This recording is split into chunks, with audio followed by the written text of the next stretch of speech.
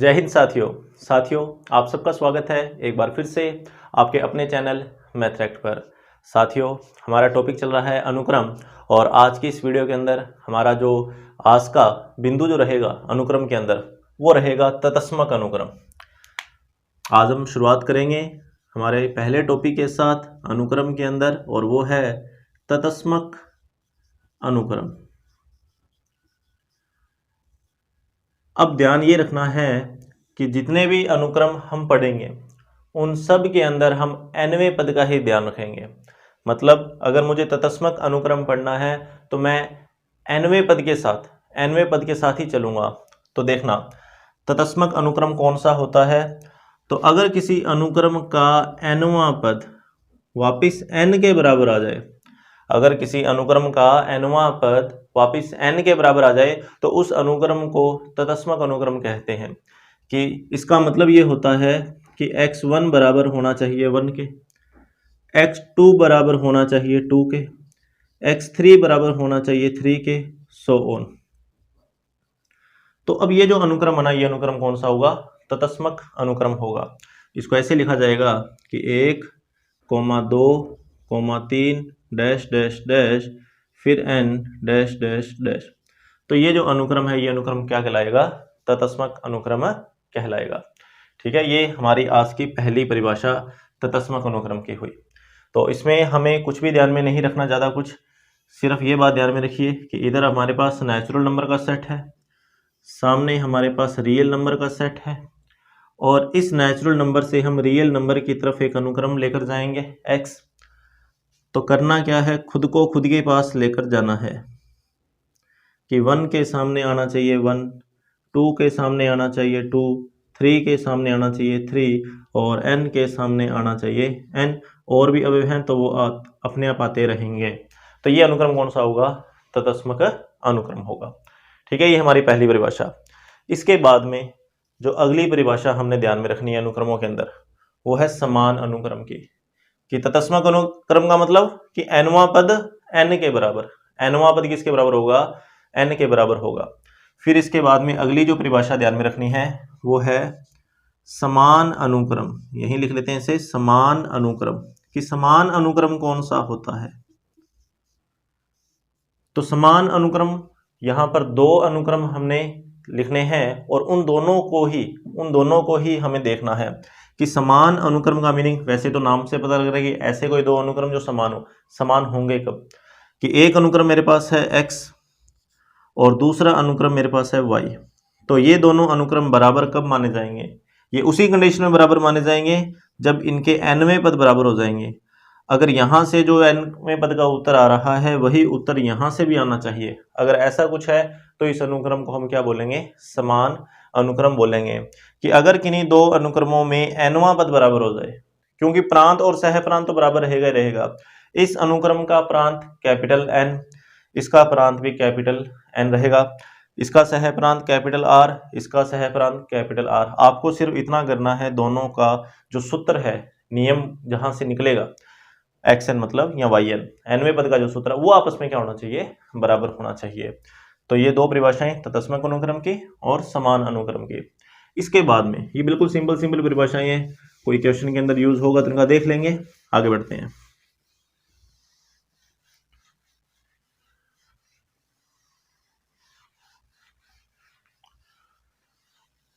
देखिए, इन परिभाषाओं के बाद में एक हमारे बड़े ही काम की एक परिभाषा है और वो इसी अनुक्रम का एक हिस्सा है जिसको बोला जाता है सब सीक्वेंस, मतलब उपानुक्रम। उपानुक्रम, इसका क्या मीनिंग है? सब सीक्वेंस।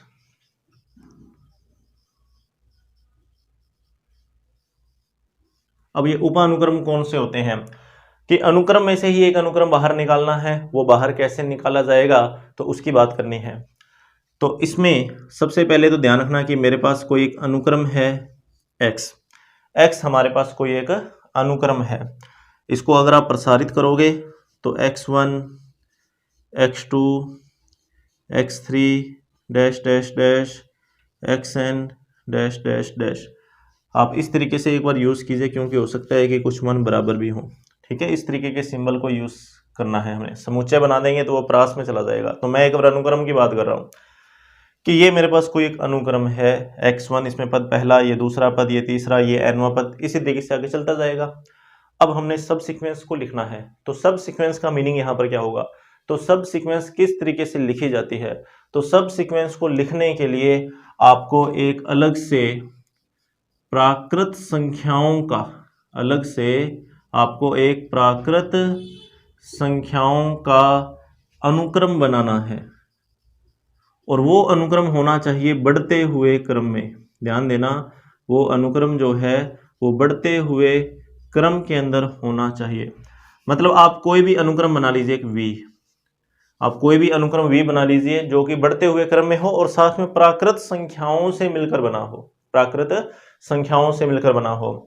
कि जैसे मान लो हमने लिखा v1, v2, v3 dash dash dash, vn dash dash dash. तो ये v1 नेचुरल नंबर है, v2 नेचुरल नंबर है, ये सारे के सारे प्राकृत संख्याएं हैं। ये कौन सी संख्याएं हैं, प्राकृत संख्याएं। लेकिन ध्यान रखना बढ़ते हुए क्रम के अंदर। कौन से क्रम में है, बढ़ते हुए क्रम में। तो हमको करना क्या है, इन सभी संख्याओं को उठाकर x के साथ लिखना है। मतलब ये हमारे पास पद को प्रदर्शित करने के लिए यूज होने जा रहे हैं। किस तरीके से वो देखना, मैं यहां लिखूंगा कि उपानुक्रम, पहले परिभाषा की बात कर लेते हैं फिर एग्जाम्पल से समझेंगे। उपानुक्रम क्या बनेगा, तो पहला पद आएगा xv1, दूसरा पद आएगा xv2, तीसरा पद आएगा xv3, फिर dash dash dash xvn dash dash dash. तो ये जो बना इसी को क्या बोला जाता है, उपानुक्रम। अभी एग्जाम्पल नहीं लिखा तो इसलिए हो सकता है कि ये थोड़ा सा समझने में दिक्कत आ रही हो, तो एक एग्जाम्पल लिखते हैं, उससे हमें ये अच्छे से समझ में आ जाएगा। आप बस ये ध्यान रखिए, ये अनुक्रम है कोई भी हमें दिया होगा, वो अनुक्रम प्राकृत संख्याओं का, स्पेशल प्राकृत संख्याओं का है और बढ़ते हुए क्रम में है, बढ़ते हुए क्रम में है, प्राकृत संख्याओं का है। तो उन सब को यहाँ नीचे लिखना है x के साथ। मतलब हमें ये बताएंगे, वो जो मान है वो हमें बताएगा कि हमें कौन सा पद यहां से उठाना है। कि मान लो इसका मान 5 आ गया, इसका मान कितना आ गया, 5 आ गया, तो इसका मतलब मुझे यहां से 5वां पद उठाना है। मान लो इसका मान 8 आ गया, v2 का मान, तो इसका मतलब मुझे यहां से 8वां पद उठाना है। ये इसका मीनिंग है कि वहां जो भी आप प्राकृत संख्या लिखोगे बढ़ते हुए क्रम में, उसी ऑर्डर का यहां से हमें एक पद उठाना है, और वो जो पद यहां पे उठा के साइड में लिख देंगे तो उपानुक्रम बन जाएगा। एक एग्जाम्पल लिखते हैं इसका, एग्जाम्पल से ये हमें अच्छे से समझ में आएगा।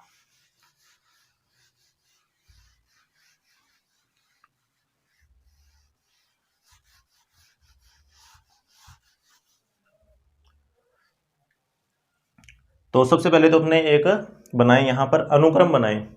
तो मान लो हमें कोई अनुक्रम दे दिया कि 1, 4, 9, 16 है, 25, डैश डैश डैश, मतलब स्क्वायर के रूप में है। ठीक है, ये अनुक्रम है मेरे पास x अनुक्रम। अब मैं कोई प्राकृत संख्याओं का अनुक्रम बनाऊंगा बढ़ते हुए क्रम में, जिसको मैं v नाम दे रहा हूं।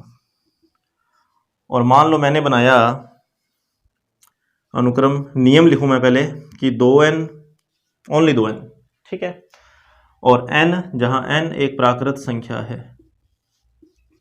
n क्या है, प्राकृत संख्या। तो इसका मतलब क्या हुआ, इसका मतलब ये हुआ कि ये बराबर है 2, 4, 6, 8, 10, 12, डैश डैश डैश, ये। ठीक है, कि ये सारी की सारी जो संख्या ये प्राकृत संख्या और बढ़ते हुए क्रम में है, ये सारी की सारी संख्याएं प्राकृत संख्या और बढ़ते हुए क्रम में है। अब इन संख्याओं के हिसाब से आपको x लिखना है। मतलब मैं यहां लिखूंगा उपानुक्रम, यहां हमने क्या लिखा, उपानुक्रम। तो आपको क्या लिखना है, पहले x लिखना है और फिर इस मान को यहां लिखना है ऐसे x2, फिर वापिस x लिखना है, इस बार ये आ जाएगा नीचे, फिर वापिस x लिखना है, इस बार ये 6 आ जाएगा, फिर वापिस x लिखा, इस बार 8 आ जाएगा, फिर 10 आ जाएगा, फिर 12 आ जाएगा, 14 डैश डैश डैश, ये आ गया। अच्छा, अब देखना क्या होगा, x2 मतलब ये दूसरा पद 4, x4 मतलब चौथा पद 16 है, x6 मतलब छठा पद 36, तो डैश डैश डैश। तो ये जो अनुक्रम है ये एक्चुअल में इसी का हिस्सा है, ये अनुक्रम बना तो इसी से, लेकिन इसको क्या बोला जाएगा, इस अनुक्रम के लिए उपानुक्रम बोला जाएगा। और बनाने के लिए प्राकृत संख्याओं की मदद ली हमने, और वो भी बढ़ते हुए जो क्रम में प्राकृत संख्याएं हैं उनकी मदद लेनी है। तो उपानुक्रम के ऊपर तो बहुत से क्वेश्चन भी बनेंगे, और एक दो एग्जाम्पल और कर लेते हैं ताकि अपने को अच्छे से समझ में आ सके।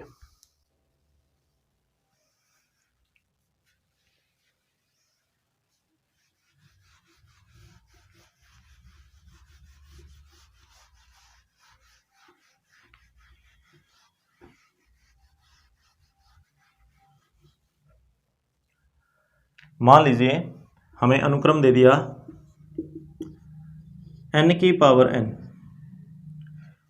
इसका मतलब हुआ 1 की पावर 1, 2 की पावर 2, 3 की पावर 3, 4 की पावर 4, 5 की पावर 5, 6 की पावर 6 डैश डैश डैश। ये अनुक्रम है मेरे पास, और मुझे क्या करना है, एक उपानुक्रम बनाना है। उसके लिए मुझे प्राकृत संख्याओं का और वो भी बढ़ते हुए क्रम में एक नया अनुक्रम चाहिए। तो देखना, उसको मैं v नाम दे रहा हूं, और वो दे दिया मान लीजिए 2n-1, ठीक है। इसको एक्सपेंड किया तो यहां पर 1 लिखा तो 1 उतरा जाएगा, यहां 2 लिखूंगा तो 3 उतर आएगा, यहाँ 3 लिखेंगे 3 6 -1 5 आ जाएगा, फिर 7 आएगा, फिर 9 आ जाएगा, डैश डैश डैश। ये आ गया। अब मैं लिखूंगा उपानुक्रम। क्या लिखेंगे, उपानुक्रम। तो उपानुक्रम x लिखो, इसको लिखो यहाँ, फिर x लिखो, इसको लिखो यहाँ, फिर x लिखो, इसको लिखो यहाँ, फिर x लिखा ये 7 आया, फिर x लिखा ये 9 आ गया, डैश डैश डैश। और ये x1 ये रहा पहला पद 1 की पावर 1, x3 3 की पावर 3, फिर x5 मतलब पांचवा पद, पहला दूसरा तीसरा चौथा पांचवा, 5 की पावर 5, फिर 7 की पावर 7 डैश डैश डैश। तो ये जो आया ये इस अनुक्रम का हिस्सा है, या यूं कहें कि ये वाला जो अनुक्रम है वो इस अनुक्रम के लिए उपानुक्रम है, इसका सबसिक्वेंस है, ठीक है। तो ये उपानुक्रम यहाँ पर अपने अच्छे से समझ सकते हैं यहाँ की इसका मीनिंग क्या हुआ। अब एक चीज और इसमें ध्यान में रखना, वो भी मतलब परिभाषा के तौर पे ही है, कि वास्तव में जो उपानुक्रम होता है वो जो दिया हुआ अनुक्रम एक तो ये, और ये जो प्राकृत संख्याओं का बढ़ते हुए क्रम वाला जो अनुक्रम है ये इन दोनों का संयुक्त फलन है। ये जो उपानुक्रम होगा ये x तथा v का संयुक्त फलन होता है। ये x तथा v का क्या होता है, संयुक्त फलन। मतलब उपानुक्रम को XOV द्वारा लिखा जाता है। इस उपानुक्रम को प्रदर्शित कैसे करेंगे, XOV द्वारा। मान लो यहाँ पे लिखा n, ठीक है, तो क्या बना, ये x लिखा, ये O हटाया, ये बड़ा ब्रैकेट, ये Vn आ गया। और कल मैंने आपको बताया था कि ये n यहाँ नीचे लिखा जा सकता है इस तरीके से, तो और ये वाला मान एक तरीके से n का काम करेगा, तो XVn। तो ये चीज ध्यान रखिए उपानुक्रम के लिए, उपानुक्रम के लिए ये हमें ध्यान में रखना पड़ेगा। और एग्जाम्पल करेंगे इसके उपानुक्रम के लिए, ठीक है। अगर नहीं समझ में आया हो तो इसके बाद में अपने आगे बढ़ते हैं और आगे चलते हैं एक नए टॉपिक की तरफ जो काफी इंपॉर्टेंट है, और वो अनुक्रमों की परिबद्धता से संबंधित है। एग्जाम के अंदर उस पे क्वेश्चन आता ही आता है, बहुत इंपॉर्टेंट क्वेश्चन है इसके बाद में। तो चलिए करते हैं हमारा अगला टॉपिक, अनुक्रमों की परिबद्धता। तो देखिए जो अनुक्रमों की परिबद्धता है उसको दो प्रकार से बताया जाता है। टॉपिक है अनुक्रमों की परिबद्धता।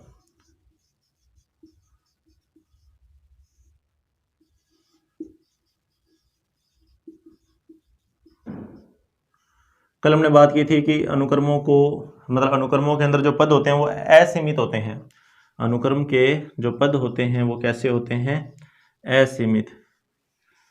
लेकिन अनुक्रमों के ये जो पद होते हैं इनका व्यवहार जो है, ठीक है, उस व्यवहार के आधार पे इन पदों को, ये जो असीमित पद हैं, इन असीमित पदों को भी बांधा जा सकता है।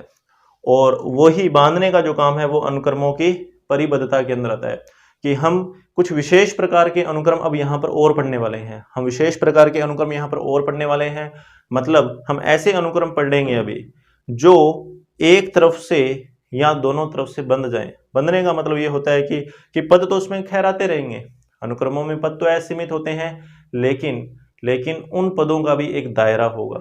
कि वो एक निश्चित दायरे को पार नहीं कर पाएंगे, और वो दायरा जो है वो एक तरफ ना होकर दोनों तरफ हो सकता है।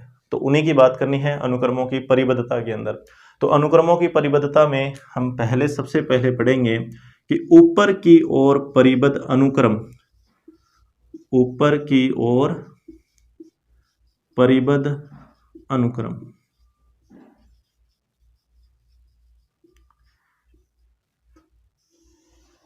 कि अपने जानते हैं कि अनुक्रम के पद तो चलते ही जाएंगे कि x1 पहला पद, फिर x2, फिर x3, फिर x4, फिर xn, फिर इसके बाद भी कि अनुक्रम के पद जो होते हैं वो कभी खत्म तो होने वाले हैं नहीं, पदों की संख्या जो है वो असीमित है। ठीक है, ऊपर की ओर परिबद्ध अनुक्रम का मीनिंग यहाँ पर क्या हुआ कि हम पद लिखते जा रहे हैं, लिखते जा रहे हैं, लिखते जा रहे हैं। ठीक है, अपने पदों को लिख रहे हैं। अब कोई अनुक्रम ऐसा भी हो, कोई अनुक्रम ऐसा भी हो सकता है कि जो भी हम पद लिख रहे हैं, ठीक है, उन पदों की एक निश्चित सीमा हो, उन पदों की एक निश्चित सीमा हो। मतलब कि जो भी अनुक्रम का पद आएगा, जो भी अनुक्रम का पद आएगा वो एक निश्चित मान को पार ना कर पाए। कोई बैरियर हमारे पास है, उस बैरियर को वो अनुक्रम के पद पार ना कर पाए। कि मान लो मेरे पास एक नंबर है बड़ा सा के, कितना मर्जी, ठीक है, और एक मेरे पास ये अनुक्रम है, चाहे कोई मर्जी पद यहां से उठा लो। अगर इनमें से कोई भी पद इस संख्या को पार नहीं कर पाया तो मैं ये बोलूंगा कि जो भी ये अनुक्रम है वो ऊपर से परिबद्ध है। कि मैंने पहला पद लिखा, दूसरा पद, तीसरा, चौथा, पांचवा, मान लो अनुक्रम के पद बढ़ते जा रहे हैं, लेकिन फिर भी ये इस तरीके का अनुक्रम है कि ये सबसे बड़ा मान है कैपिटल के, ये जितने भी अनुक्रम के पद हैं मान लो ये इस के को पार नहीं कर पा रहे, तो मैं ये बोलूंगा कि जो अनुक्रम है वो कैसा है, ऊपर से परिबद्ध है। और आपने देखा होगा, एक सिंपल सा मैं एक बार एग्जाम्पल लेता हूं। एग्जाम्पल हम किसी भी तरीके का बना सकते हैं, हालांकि जो हमने पढ़ा बीएससी के अंदर हम ज़्यादातर उन्हीं एग्जाम्पल पर रहेंगे क्योंकि उसी से रिलेटेड ही अपने को काम करना है आगे। जैसे मैंने एक एग्जाम्पल लिखा, अनुक्रम x बराबर n बटा में n+1। अब इस अनुक्रम को देखना, इस अनुक्रम का व्यवहार किस तरीके का है। अगर मैं इस अनुक्रम के पद लिखने लगूं तो इसके जो असीमित पद हैं उनका एक स्पेशल एक उनका व्यवहार देखना कैसा रहेगा कि x1 पहला पद आएगा 1/2, यहाँ 1 लिखा, यहाँ 1 लिखा। दूसरा जो पद आएगा वो आएगा 2/3, तीसरा पद जो आएगा वो आएगा 3/4, चौथा पद जो आएगा वो 4/5। ये ऐसे चलता जाएगा। या मान लो कोई 99वां पद लिखना है, मान लो x99, तो ये आएगा 99/100। ये आ गए। अब इन पदों को ध्यान से देखिए, चाहे ये बढ़ते जाएंगे, ये कभी रुकने वाले हैं नहीं। ये पहला पद तो 0.5 के बराबर आ गया, इसको हल करोगे तो 0.6 आएगा, इसको हल करोगे 0.7 आएगा, इसको हल करोगे 0.8 आएगा, डैश डैश डैश, इसको हल करोगे तो 0.99 आएगा। और यहां आपको समझ में आएगी कहानी क्या है कि ये मैं अनुक्रम के पद लिखता जा रहा हूँ। 99 है, फिर 999 भी आएगा, फिर 9999, ऐसे चलता जाएगा। लेकिन आप खुद देखना, जब आप इसको लिखोगे तो आपका जो ये मान आ रहा है ना कि 0.5, 0.6, 0.7, 0.99, इसके बाद ये मान बहुत ही धीरे बढ़ेगा।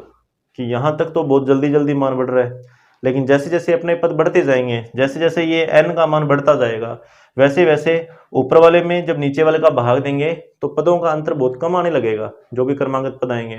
ठीक है, एक तो ये चीज ध्यान में रखना।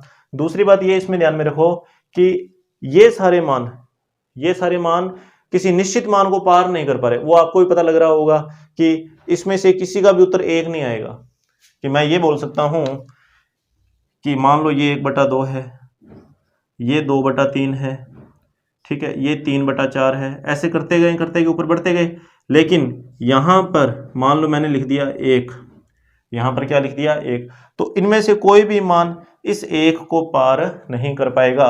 या मान लो मैंने यहां पे लिख दिया 2, तो इनमें से कोई भी मान इस 2 से ऊपर नहीं जा पाएगा। मतलब इसका उत्तर न तो कभी 1 आ पाएगा, n/n+1, इसका उत्तर कभी भी 1 नहीं आएगा, ना ही इसका उत्तर कभी 2 आएगा, ना ही इसका उत्तर कभी क्या आएगा 3 आएगा। क्योंकि हमने लेना क्या है, n नेचुरल नंबर में से लेना, तो उस हिसाब से ये चीज कभी सेटिस्फाई नहीं हो पाएगी। तो मैं ये बोलना चाह रहा हूं कि अनुक्रम जो ऊपर से परिबद्ध होगा उसका मतलब ये होता है कि आपके पास जो अनुक्रम है वो एक निश्चित मान को पार नहीं कर पाएंगे, कि मेरे पास कुछ अनुक्रम के पद हैं x1 से लेकर xn और उससे भी आगे, ये मेरे पास एक अनुक्रम है। अगर ये अनुक्रम के सारे पद इस मान को पार ना कर सकें तो मैं ये बोलूंगा कि जो भी ये मेरे पास ये अनुक्रम है वो ऊपर से परिबद्ध है, वो अनुक्रम ऊपर से क्या है, परिबद्ध है। एक और एग्जांपल अपने इसका देखते हैं।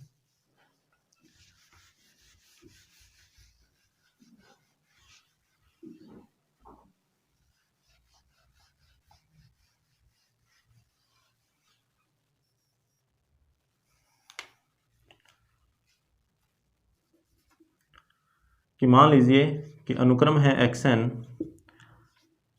2 - n, ठीक है। तो इसका पहला पद क्या आएगा, 1। इसका दूसरा पद क्या आएगा, 0। इसका तीसरा पद क्या आएगा, -1। इसका चौथा पद क्या आएगा, -2। ठीक है, यहाँ पे 4 लिखा तो -2 बन जाएगा। अब आपको पता लग जाएगा ये कि अब जो भी पद लिखूँ वो माइनस में ही आएगा, ठीक है। तो ये जो भी मान आएंगे, यहाँ पर जितने भी मान आएंगे वो मैं बोलूँ कि कैपिटल के बराबर है, मान लो 2 के, मान लो कैपिटल के बराबर हमने लिख दिया, 2 के इक्वल लिख दिया ये, तो इनमें से कोई भी मान 2 के बराबर नहीं आ सकता।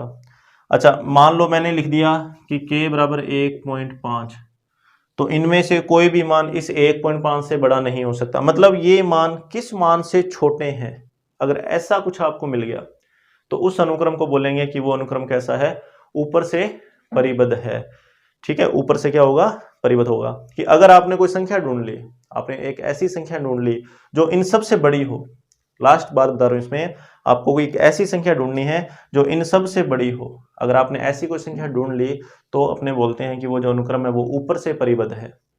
ठीक है, कि वो संख्या इन सब से क्या होनी चाहिए, बड़ी होनी चाहिए। कई बार क्या होता है कि इसकी परिभाषा आप बुक में देखना, बुक में इस तरीके से लिखा होगा कि अनुक्रम के जो पद हैं, चाहे वो पहला है, चाहे दूसरा है, चाहे वो तीसरा है, चाहे वो nवां पद है, वो इस संख्या से क्या होना चाहिए, छोटा होना चाहिए। या फिर मान लो कोई नहीं मिल पा रहा तो बराबर भी हो जाए तो भी चल जाएगा। कि मैं बोलूं कि मुझे मान लो कोई मान नहीं मिल पा रहा, मैंने भी लिख दिया कि k का मान बराबर आ गया 1। अब मुझे पता है कि इनमें से कोई भी मान, ठीक है ना, इनमें से कोई भी मान 1 से बड़ा नहीं है। हाँ, एक मान ऐसा है जो खुद किसके बराबर है, 1 के बराबर है, तो उसको भी लिया जा सकता है। ठीक है ना, उसको भी लिया जा सकता है।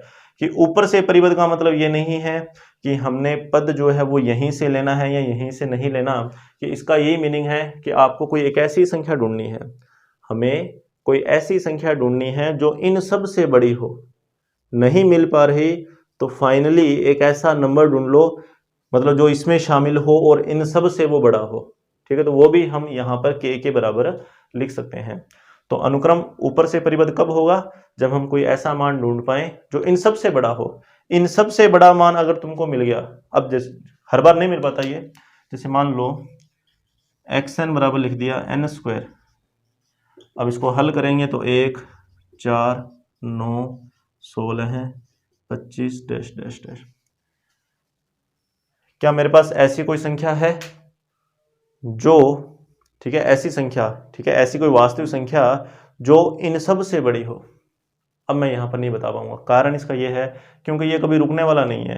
क्योंकि ऐसा नहीं है कि ये 25 पे रुक जाएगा, 36 है, 49 है, आगे स्क्वायर तो बढ़ती जाएगी और वो स्क्वायर आगे चलती जाएगी, अनंत तक चलती जाएगी वो। ठीक है, कभी वो रुकने वाली तो है नहीं। तो मैं अब ऐसा कोई एक नंबर यहाँ पर लिख नहीं सकता। मतलब मैं यहाँ के बराबर आपको कोई संख्या नहीं बता पाऊंगा जो इन सब से बड़ी हो। जो मैं संख्या लिखूंगा उससे भी बड़ा मुझे नंबर मिल जाएगा। तो ये चीज ध्यान में रखनी है कि अनुक्रम ऊपर से परिबद्ध हो भी सकता है और नहीं भी हो सकता। जैसे ये वाला अनुक्रम ये ऊपर से परिबद्ध है, लेकिन ये जो अनुक्रम लिखा ये ऊपर से परिबद्ध नहीं है। कि अगर आपने कोई ऐसा मान ढूंढ लिया, अगर आपने कोई ऐसा मान ढूंढ लिया जो इन सब से बड़ा हो, जिसको आप यहाँ पे लिख सको, तब तो अपने बोलेंगे अनुक्रम ऊपर से परिबद्ध है। और अगर ऐसा मान अपने ना ढूंढ पाए कि जो इन सब से बड़ा हो, फिर हम बोलेंगे कि अनुक्रम ऊपर से परिबद्ध नहीं है। ठीक है, तो ये तो हुआ ऊपर से परिबद्ध का। एक एग्जांपल अपने और भी लिख सकते हैं। जैसे मान लो xn लिख दिया, मान लो sin n π/2। अब जैसे ये है, यहाँ पे n का मान 1 2 3 4 5 6 जो भी है लिखते जाएंगे, अनुक्रम के पद आते जाएंगे। अब मुझे पता है कि साइन को जब भी अपने सोल्व करेंगे इस तरीके से, तो इसका मैक्सिमम जो रिजल्ट है वो 1 ही आएगा, 1 से बड़ा आ नहीं सकता। ठीक है, तो इस तरीके का जो अनुक्रम है ये भी अनुक्रम ऊपर से परिबद्ध हो जाएगा। कैसे हो जाएगा? क्योंकि इस अनुक्रम के लिए मेरे पास सबसे बड़ा मान है, वो मान है 1 के इक्वल, क्योंकि बाकी जो मान है वो 1 से तो छोटे ही आएंगे। मुझे पता है साइन को हल करने पे जो उत्तर आता है वो -1 से +1 के बीच में रहता है। तो मैं ये बोलूंगा कि k का मान आप लिख लो 1। k का मान 1 लिखने से क्या होगा कि ये सारे के सारे मान इससे क्या हो जाएंगे, छोटे हो जाएंगे, या एक मान ऐसा है जो इसके बराबर हो जाएगा। तो ये, हाँ, कोई बोले कि k का मान 2 लिख सकते हैं क्या, तो बिल्कुल लिख सकते हैं, क्योंकि k बराबर 2 लिखूंगा तब भी यहाँ जितने भी मान हैं वो इस मान से क्या है, छोटे। कि आपको तो k का मान बताना है अपनी मर्जी से, वो मान ऐसा होना चाहिए कि इन सब से बड़ा हो। नहीं मिल रहा तो लास्ट ऐसा कोई मान ढूंढ लो जो इसके बराबर का हो। ठीक है, तो वो भी चल जाएगा। तो ये इसकी परिभाषा है कि अनुक्रम के अंदर जितने भी पद हैं, अनुक्रम के अंदर जितने भी पद हैं वो इस k से छोटे ही रहने चाहिए, या उसके क्या हो जाएं, बराबर हो जाएं। अगर ऐसा कोई मान ढूंढ लिया तुमने तो उस अनुक्रम को बोलेंगे ऊपर से परिबद्ध। ऐसा मान अगर नहीं मिला तो बोलेंगे कि अनुक्रम ऊपर से परिबद्ध नहीं है। ठीक है, ये तो हुआ ऊपर से परिबद्ध का। फिर इसके बाद में दूसरा इसमें आ जाता है कि नीचे से परिबद्ध अनुक्रम। कि अनुक्रम नीचे से परिबद्ध कब होगा?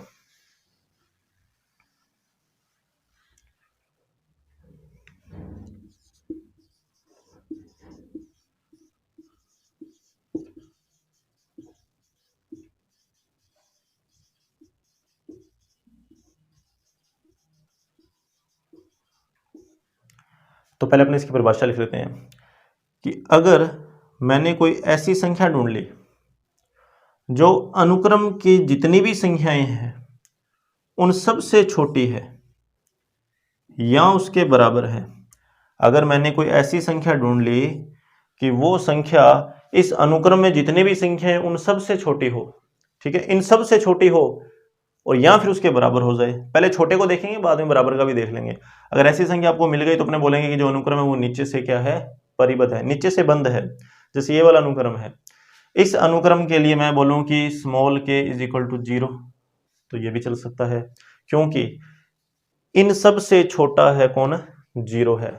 कोई बोले कि नहीं 0 की बजाय अपने 0.9 लिखें, तो ये भी सही है, क्योंकि 0.9 भी इन सब से क्या है, छोटा है। कोई बोले कि स्मॉल k = 1 ले लें क्या, तो ये भी सही है, क्योंकि ये 1 भी इन सब से छोटा है। हाँ, एक मान ऐसा है जो 1 के इक्वल भी है, तो ये भी हो सकता है, लेकिन हाँ ये बाकियों से क्या होना चाहिए, छोटा होना चाहिए। तो ये होता है नीचे की ओर परिबद्ध अनुक्रम, कि एक ऐसा अनुक्रम जिसमें आप ऐसी संख्या ढूंढ पाए कि वो संख्या अनुक्रम के जितने भी पद हैं, अनुक्रम के जितने भी पद हैं उन सब से क्या होनी चाहिए, छोटी होनी चाहिए, या फिर उसके क्या हो, बराबर हो। तो ये अनुक्रम जो है ना n² वाला, ये अनुक्रम नीचे से परिबद्ध है। ये अनुक्रम जो है वो नीचे से ये ऊपर से परिबद्ध नहीं था, क्योंकि इसमें बड़े से बड़ा मान ज्ञात नहीं हो पा रहा। हाँ, लेकिन इसमें छोटे से छोटा मान, मतलब जिस अनुक्रम में आप छोटा मान ज्ञात कर पाओ, सबसे छोटा, उसको तो बोलते हैं कि वो नीचे से परिबद्ध है। और जिस अनुक्रम में आप बड़े से बड़ा मान ज्ञात कर पाओ उसमें अपने बोलते हैं कि वो ऊपर से परिबद्ध, मतलब उसको लिख सको आप। ठीक है ना, कि अगर मैं बड़े से बड़ा मान लिख दूं किसी अनुक्रम के लिए, बड़े से बड़ा मान, तब तो बोलेंगे कि वो ऊपर से परिबद्ध है। और अगर मैं किसी अनुक्रम के लिए छोटे से छोटा मान लिख दूं, ठीक है ना, लिख दूं मतलब यहाँ पे, तो उसको मैं बोलूंगा कि वो नीचे से परिबद्ध है। और भी एग्जाम्पल इसके अपने लिख सकते हैं। अच्छा, एक जो एग्जाम्पल यहाँ लिखा था अभी xn वाला 2 - n वाला, इसका x1 जो था वो इक्वल आया था 1 के, फिर उसके बाद में जो अगला मान है, ठीक है ना, x2, वो 0 आया था, फिर -1, फिर -2, फिर -3 डैश डैश डैश। क्या आपके पास ऐसी कोई संख्या है जो इन सब से छोटी हो? तो नहीं है, क्योंकि ये तो चलता जाएगा, -4, -5, -7, ये तो छोटा होता जा रहा है। तो मैं अब कोई छोटी संख्या नहीं बता सकता, क्योंकि ये तो माइनस अनंत की तरफ जा रहा है, फिर ये तो माइनस की तरफ बढ़ता जा रहा है ये। तो अब मैं कोई यहाँ पे छोटी संख्या नहीं बता सकता। मतलब ये जो 2 - n है ना, ये अनुक्रम नीचे से परिबद्ध नहीं है, ये ऊपर से परिबद्ध था। ये वाला, ये जो अनुक्रम था ये ऊपर से तो बंद था कि सबसे बड़ा मान है इसके पास। जिस अनुक्रम के पास सबसे बड़ा मान होता है वो ऊपर से परिबद्ध होता है, और जिस अनुक्रम के पास सबसे छोटा मान होता है वो नीचे से परिबद्ध होता है। और एग्जाम्पल लिखते हैं।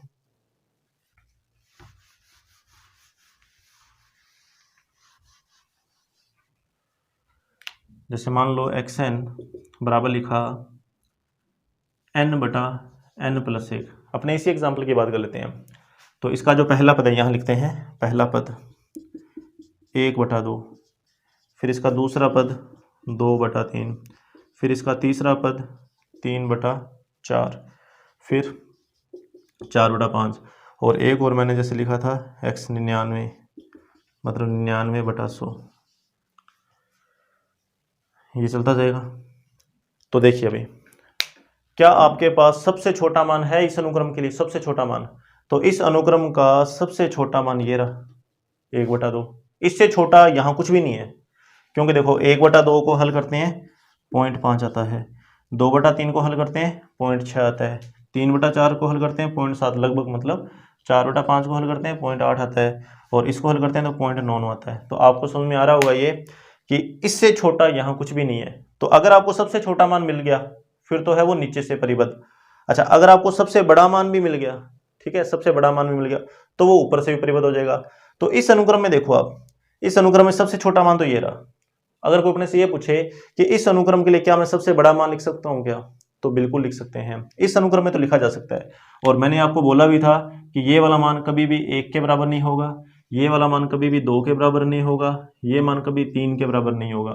तो इसका मतलब फिर ठीक है, फिर बड़ा मान है ना मेरे पास, कि इस अनुक्रम के जो पद हैं वो इससे छोटे रहेंगे, इस अनुक्रम के पद 1 से छोटे रहेंगे, इस अनुक्रम के पद 2 से भी छोटे रहेंगे, इस अनुक्रम के जो पद हैं वो 3 से भी क्या रहेंगे, छोटे रहेंगे।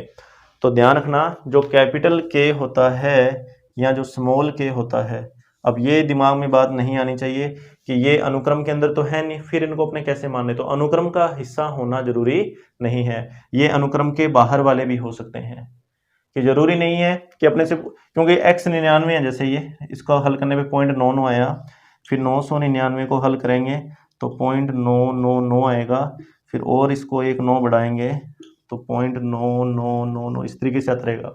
अब ये मान कभी भी 1 को क्रॉस नहीं कर पाएगा, ये मान हमेशा 1 से छोटा रहेगा, तो वो 1 इसका हिस्सा तो नहीं है, ठीक है, लेकिन ऊपर से परिबद्ध के लिए हम उसको यूज करेंगे, ऊपरी परिबंध बोलते हैं। जो बड़ा मान होता है उसको ऊपरी परिबंध बोला जाता है, बड़े मान को ऊपरी परिबंध बोला जाता है, और जो सबसे छोटा मान होता है उसको निम्न परिबंध बोला जाता है। ये बात ध्यान में रखनी है। ऊपरी परिबंध अनुक्रम का हिस्सा न हो भी सकता है और नहीं भी, निम्न परिबंध अनुक्रम का हिस्सा हो भी सकता है और नहीं भी। कि अगर किसी अनुक्रम के लिए कोई अनुक्रम आपके पास लिखा हुआ है, ठीक है, और आपको पता लग गया कि ये सारे पद एक निश्चित मान से बड़े हैं, ठीक है, ये अनुक्रम के पद हैं आपके सामने, इमेजिन कीजिए यहाँ पे आपके पास अनुक्रम के पद हैं, और ये सारे पद, इधर एक छोटा सा के है, ये सारे के सारे पद उस के से क्या है, बड़े हैं। अब ये जो के है वो इस अनुक्रम का हिस्सा हो भी सकता है और नहीं भी हो सकता, तो ये के इन सब के लिए क्या बन जाएगा, निम्न परिबंध बन जाएगा। अच्छा, इसी प्रकार से फिर से मान लीजिए कि ये अनुक्रम है हमारे पास कि x1 से लेके आगे बढ़ता जा रहा है ये, अगर ये सारे के सारे मान, इधर एक कैपिटल के है लास्ट में कहीं भी, ठीक है, अगर ये सारे के सारे मान उस कैपिटल के से छोटे हो जाएं, मतलब कैपिटल के इन सब से बड़ा है मान लो, तो वो कैपिटल के इसका हिस्सा हो भी सकता है और नहीं भी हो सकता। लेकिन अगर ऐसा हुआ तो वो कैपिटल के ऊपरी परिबंध बन जाएगा और ये अनुक्रम जो है वो ऊपर से परिबद्ध बन जाएगा। कि अगर सबसे छोटा मान किसी अनुक्रम के लिए सबसे छोटा मान अगर आप लिख पाओ वो निम्न परिबंध बन जाएगा, सबसे बड़ा मान लिख पाओ तो वो ऊपरी परिबंध बन जाएगा। तो ये हुआ कि ऊपर से परिबद्ध और नीचे से परिबद्ध का मीनिंग। एक एग्जांपल और लिखना चाहो तो xn बराबर 1/n, ठीक है, एक ये एग्जांपल अगर अपने देखें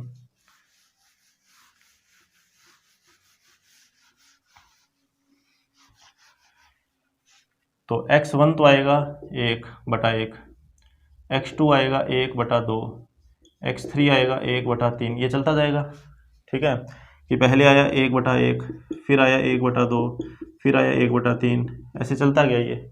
अच्छा, अब आपको भी पता है कि ये तो बराबर है 1 के, ये बराबर है 0.5 के, ये बराबर है 0.3 के, अगला बराबर आएगा 0.25 के। मान छोटे होते जा रहे हैं, मान कैसे हो रहे हैं, छोटे हो रहे हैं। तो इस अनुक्रम के लिए सबसे बड़ा मान ये रहा। मान लो ये तुम कहोगे नहीं ये नहीं लिखना, तो तुम कैपिटल के, मतलब तुम्हें कैपिटल के लिखना है तो तुम कैपिटल के को बराबर 1 भी मान सकते हो, क्योंकि ये इन सब से बड़ा है या उनके बराबर है। तुम कैपिटल के को 2 भी मान सकते हो, ये 2 इन सब से बड़ा है। तुम कैपिटल के को 3 भी मान सकते हो, ये 3 इन सब से क्या बड़ा है। मतलब ये जो मैं लिख रहा हूँ 1 2 3, ये ऊपरी परिबंध है। इनको क्या बोलेंगे, ऊपरी परिबंध, कि जो सबसे बड़े मान होते हैं अनुक्रम से बड़े, कोई अनुक्रम दे दिया, आप उससे भी बड़ा मान निकाल के ले आओ, किसी अनुक्रम से भी बड़ा मान निकाल के ले आओ, कि ये अनुक्रम के पद हैं बहुत सारे, अनंत पद हैं, आप इनसे कोई बड़ा मान ढूंढ के लेकर आ जाओ, वो ऊपरी परिबंध बन जाएगा।